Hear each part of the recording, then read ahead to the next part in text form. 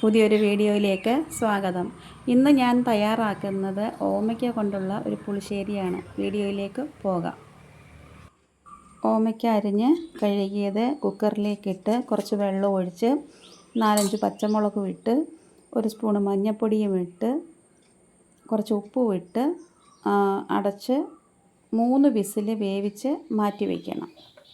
പിന്നെ അരയ്ക്കാനായിട്ട് തേങ്ങ, ചുവന്നുള്ളി, ജീരകം ഇത് നന്നായി അരച്ച് പേസ്റ്റ് രൂപത്തിലാക്കി മാറ്റി വയ്ക്കണം. പിന്നെ അടുത്തത് വേണ്ടുന്നത് തൈര് മിക്സഡ് ജാറിലിട്ട് ഒന്ന് അടിച്ച് മാറ്റി വയ്ക്കണം. അത് കഴിഞ്ഞിട്ട് നമുക്ക് അടുപ്പിലേക്ക് പോകാം. അടുപ്പിൽ തീ കത്തിച്ച് കലം ഒന്ന് ചൂടായി വരുമ്പോഴേക്കും നമ്മൾ ഈ അരച്ച അരപ്പ് ആദ്യം ഇതിലേക്ക് ഒഴിക്കണം.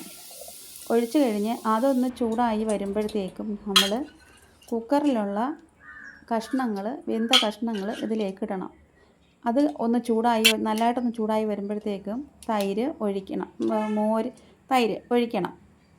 ഒഴിച്ച് അതും ഒന്ന് ചൂടായി ഇളക്കി വരുമ്പോഴത്തേക്കും നമ്മുടെ കറി ഇവിടെ റെഡി ആയിട്ടുണ്ട്. ഇനി ഇത് കടുക് വറുത്ത് താളിച്ചെടുക്കുക. ഇത്രയേ ഉള്ളൂ. എളുപ്പമാണ്. കഷ്ണങ്ങളൊക്കെ അരിഞ്ഞെടുക്കുന്ന ഒരു പാടേ ഉള്ളൂ. അപ്പോൾ എൻ്റെ വീഡിയോ ഇഷ്ടപ്പെട്ടാൽ ചാനലൊന്ന് സബ്സ്ക്രൈബ് ചെയ്യുക, അഭിപ്രായങ്ങൾ അറിയിക്കുക. Thank you.